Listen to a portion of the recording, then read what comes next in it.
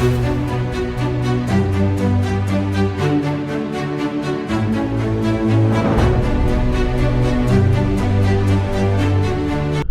Students, कैसे हैं आप। मैं दिनेश सर। जैसा कि आप जानते हैं कि इस लॉकडाउन के पीरियड के दौरान हम ऑनलाइन लेक्चर्स स्टार्ट कर दिए हैं। उसमें से मैं, जैसे आप जानते हैं कि मैं हिंदी, गुजराती, संस्कृत के लेक्चर्स लूँगा और आपका ज़्यादा टाइम वेस्ट न करते हुए हम 10th के हिंदी सब्जेक्ट के पहले लेसन की ओर बढ़ते हैं। तो आप तैयार हैं फ्रेंड्स? चलिए, पहला लेसन है प्रभु जी तुम चंदन हम पानी। आपको इस लाइन से पता चल गया होगा कि भक्ति भाव का कुछ होगा। इसके कवि हैं संत रविदास, जो कि भक्त भी हैं और कवि भी हैं। जैसे आप जानते हैं मीराबाई, सूरदास, तुलसीदास भक्त भी थे और कवि भी थे। रविदास जो थे उनको प्रभु से अटूट प्रेम था, अटूट नाता था। इतना अटूट नाता कि वो उनके बिना एक क्षण भी नहीं रह पाते थे। और उनका ये दास भाव इस पोयम, इस कविता में बताया गया है कि उनके द्वारा दिए गए ये सब बातों, दास भाव, अटूट प्रेम, अखंड विश्वास, एकनिष्ठ भक्ति और ईश्वर दर्शन, उन्होंने अपने 5 पदों द्वारा समझाया है। तो मैं आपको वो 5 पद पहले संक्षेप में बता दूंगा। पहला है, उन्होंने उदाहरण दिया है चंदन पानी का, आप चंदन में पानी। दूसरा उदाहरण दिया है बादल और मोर का। तीसरा उदाहरण दिया है चांद और चकोर का, चांद और यानी चातक का। चौथा उदाहरण दिया है दीपक और बाती का। एक्चुअली इसमें बादल, मोर, चांद, चकोर दूसरे उदाहरण में है और तीसरा उदाहरण है उन्होंने दीपक और बाती का। चौथा उदाहरण है मोती और धागे का और अंतिम यानी 5वां उदाहरण है स्वामी और सेवक का। इन सब चीज़ों से उन्होंने अपनी एकनिष्ठ भक्ति का हमारे सामने एक रूप रखा है। तो चलिए, पहला जो था उदाहरण चंदन पानी का, मैं आपको एक्सप्लेन करता हूँ। जैसे जानते हैं कि आप कि चंदन एक बहुत ही कीमती लकड़ी होती है, उसकी कीमत बहुत होती है और उसके सामने था पानी। रविदास खुद को पानी मानते हैं और प्रभु को चंदन मानते हैं, यानी प्रभु जी हर चीज़ में उनसे काफ़ी बड़े हैं और महान हैं। जिस तरह चंदन में पानी मिलाकर घिसने से पूरे वातावरण सुगंधित हो जाता है और उसकी चंदन की मूल्य और भी बढ़ जाता है, उसी तरह संत रविदास ने बताया कि प्रभु जी आप चंदन हो, मैं पानी हूँ, आपके बिना मेरा कोई अस्तित्व नहीं है। आपके अंदर समाकर मैं धन्य हो जाऊंगा और मेरा मूल्य भी बढ़ जाएगा। चंदन पानी का मेल इस तरह से भक्ति भाव में उन्होंने बताया है। अगला उदाहरण है बादल और मोर। हम बचपन से पढ़ते आए हैं कि मोर का नाता बादलों से है। कैसे? वर्षा ऋतु का आपने कभी लिखे होंगे, तो वर्षा ऋतु में अगर मोर का उल्लेख यानी जिक्र ना हो तो समझ सकते हैं। तो बादल प्रभु जी हैं और मोर कौन है? हाँ, संत रविदास। संत रविदास खुद को मोर मानते हैं और प्रभु जी को बादल मानते हैं कि बादल अगर आएंगे तो ही मोर अपनी कला का प्रदर्शन कर सकता है, यानी नाच सकता है। हाँ, वर्षा ऋतु में काले घने बादलों को देखकर मोर अपने पूरी कला का प्रदर्शन करता है, यानी अपने पंख खोलकर नाचता है, खुश होता है, आवाज करता है, अपने खुशी प्रकट करता है।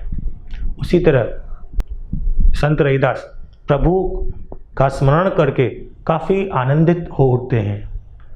अगला जो उदाहरण है वो है चांद और चकोर का। चकोर एक पक्षी आता है, मैं आपको उसके बारे में बताना चाहूँ कि चांद को एक टक अपलक यानी बिना पलक झपकाए पूरी रात देखता रहता है। तो उन्होंने अपने आप को इसके साथ कंपेयर किया है कि जैसे चांद आने पर चकोर उनको एक टक दिखता है तो वो खुद को चकोर मानते हैं कि मैं भी आपके दर्शन अपलक करना चाहता हूँ, करता हूँ और करता रहूँगा। देखिए इनमें कितनी उनकी भक्ति रस महसूस हुआ है कि वो प्रभु के बिना किसी और चीज़ का महत्व ही नहीं मानते, कि उनके लिए प्रभु क्या है। वो खुद को एकदम तुच्छ मानते हैं लेकिन प्रभु को सबसे बढ़कर मानते हैं। आइए अगला एग्जाम्पल देखते हैं, वो है दिया और बाती का। हम जानते हैं कि बाती दिए के अंदर जलाई जाती है, रुई की बनती है और लौ जलती है बाती की। अगर दीपक न हो तो उस बाती का कोई महत्व ही नहीं।